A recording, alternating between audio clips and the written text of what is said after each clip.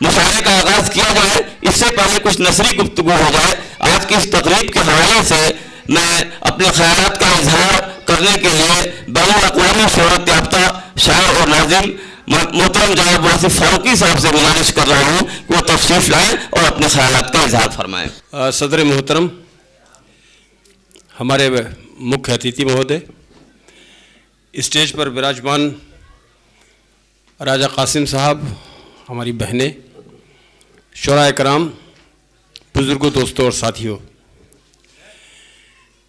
तकरीब का छोटा या बड़ा होना इससे होता है कि वो तकरीब किस मकसद के लिए की जा रही है, मकसद क्या है।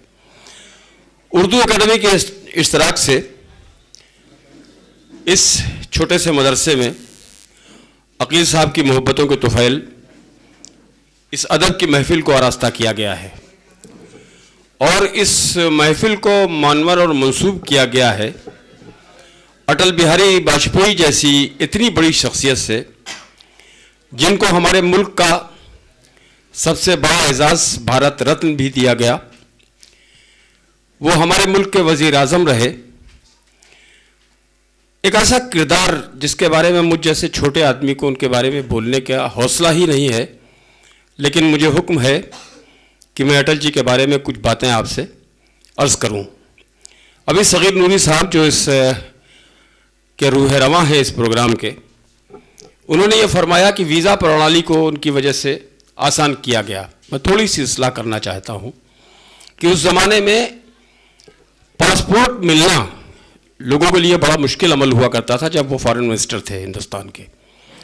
अटल बिहारी वाजपेयी की सोच ये थी, उन्होंने ये कहा कि पासपोर्ट हमारा मुल्क देता है, हम देते हैं, इसको मुश्किल बनाना का कोई मकसद नहीं है। पासपोर्ट लेने के बाद जो आदमी जिस मुल्क में जा रहा है, ये उस मुल्क पर डिपेंड करता है कि वो वीज़ा उसे देता है या नहीं देता। हम अपनी तरफ से पासपोर्ट की दिक्कतों को ख़त्म कर दें अगर, तो हमारे यहाँ सबके हाथ में पासपोर्ट हो। आजकल तो पासपोर्ट हमारे लिए आईडी भी है, आइडेंटिफिकेशन का सबसे बड़ा मार्क है, जिसको चैलेंज नहीं किया जाता, इतना बड़ा है। तो अटल बिहारी वाजपेयी ने पासपोर्ट की उस सिस्टम को इतना आसान कर दिया था। मुल्क, दूसरे मुल्क जहाँ आदमी जाता है वहाँ वीज़ा इशू होता है, तो वीज़ा वो मुल्क दे या ना दे ये उस पर डिपेंड करता है। लेकिन अटल बिहारी वाजपेयी की सोच ये थी।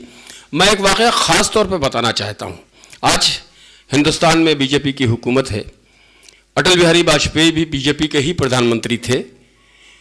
मैं एक बात ख़ास तौर पर अर्ज़ करना चाहता हूँ अपने तमाम मेहमानों के सामने कि अटल बिहारी वाजपेयी जिस ज़माने में फॉरेन मिनिस्टर थे, विदेश मंत्रालय था, ये बराह रास्त उनको नहीं मिल गया था। जिस ज़माने में पंडित नेहरू हिंदुस्तान के वज़ीर आज़म थे और वो विपक्ष में 2 मेंबर पार्लियामेंट हुआ करते थे उस ज़माने में, सिर्फ अपोजिशन में।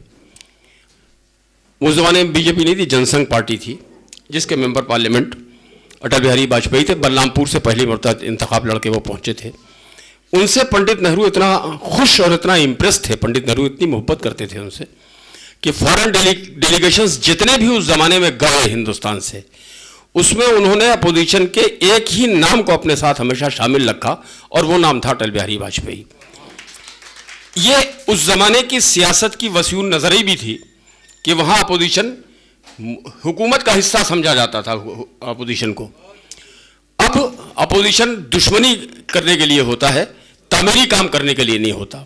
आज हमारे मुल्क में अपोजिशन जो भी तमाशे हो रहे हैं, जहाँ भी तमाशे हो रहे हैं, कहीं पार्लियामेंट नहीं चलने देते हैं, कहीं हाउस नहीं चलने देते हैं, ये तरीक़ा उस ज़माने में नहीं हुआ करता था।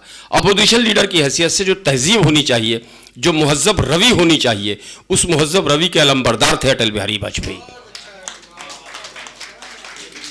और एक ख़ास बात मैं आपको बताना चाहता हूँ, आदर्श भाई, अगर आप अपना सर ऊँचा कर लें, क्योंकि ऐसे सर झुके हुए अच्छे नहीं लगते, तो मैं एक बात अर्ज़ करना चाहता हूँ। ख़ास तौर पे मुझे बहुत ही इम्प्रेसिव वाक़या है उनकी ज़िंदगी का कि वो रंगून गए जिस ज़माने में वो फॉरेन मिनिस्टर थे। यार ये सब ये ना करो यार, छोड़ो, ये तो मिल गए ना आप। क्या अरे हुआ करे, हमारा हुआ, हमने नहीं संभाला, तुम काहे संभाला। तो सर साहब, मैं आप लोगों को गोशगुजार करना चाहता हूँ। बहुत से लोग ऐसे हैं वो उस ज़माने में शायद न रहे हों मौजूद, उनकी पैदाइश ना हुई हो। जिस ज़माने में वो फॉरेन मिनिस्टर थे, वो रंगून गए। रंगून में हमारे मुल्क का आखिरी ताजदार दफन है। उसका शेर पूरी दुनिया में मशहूर है कि 2 गज ज़मीन भी ना मिली कुएं यार में। इतना है, कितना है बदनसीब ज़फ़र दफन के लिए, 2 गज ज़मीन भी ना मिली कुएं यार में।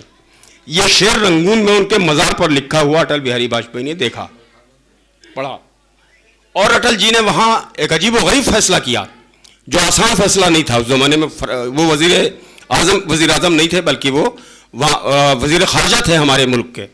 उन्होंने एक फ़ैसला किया, उन्होंने कहा कि हमारे मुल्क का आखिरी ताजदार इस कर्ब के साथ रंगून की सरजमीन पर दफन है, ये हमारे लिए डूब मरने का मकाम है। और उन्होंने कहा कि मैं उलमा से बात करूंगा, मैं हिंदुस्तान जाने के बाद उलमा से बात करूंगा कि अगर इनकी कब्र को मुंतकिल किया जा सकता है तो ये कब्र हम हिंदुस्तान मुंतकिल करेंगे, और इस आखिरी ताजदार को 2 गज ज़मीन का जो अफसोस था, उस अफसोस से इनकी रूह को बरी कर देंगे। ये सोच थी अटल बिहारी वाजपेयी की। अटल बिहारी वाजपेयी मामूली शख्सियत का नाम नहीं है। आज हमारे हालात दूसरे हैं। मैं किसी तरह की कोई सियासी गुफ्तगू नहीं करता हूँ, ना करना चाहता हूँ। उसकी वजह यह है कि मेरा मनसब नहीं है, मेरा मैदान नहीं है कि मैं सियासी गुफ्तगू करूँ। लेकिन क्या आज हम किसी आखिरी ताजदार के सिलसिले में ऐसा जुमला अपने मुल्क में सुन सकते हैं जो अटल बिहारी वाजपेयी ने बरस पहले कहा था? और उन्होंने गवर्नमेंट ऑफ इंडिया से ख़ास तौर पर रंगून में उस मकबरे के लिए जिसमें बहादुर शाह जफ़र दफन है, वहाँ के लिए बाकायदा तौर पर एक फ़ंड जारी करवाया, जो आज भी जारी है। उससे तज़ीनकारी है, उसका मेंटेनेंस का काम हिंदुस्तानी गवर्नमेंट करवाती है, जो अटल बिहारी वाजपेयी की देन है। अटल बिहारी वाजपेयी वो पहले शख्सियत थे जिन्होंने कहा कि अगर हिंदुस्तान में सड़कें अच्छी हो जाएंगी, रास्ते हमवार हो जाएंगे, तो सफ़र आसान होंगे और हमारा मुल्क स्पीडअप हो जाएगा।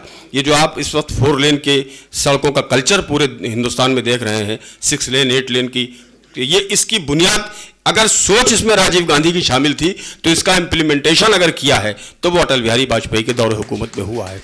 तो तरक्की के सिलसिले में जितने भी कारहाय नुमाया इस तरह के हैं, उसमें अटल बिहारी वाजपेयी की शख्सियत को कभी फरामोश नहीं किया जा सकता है।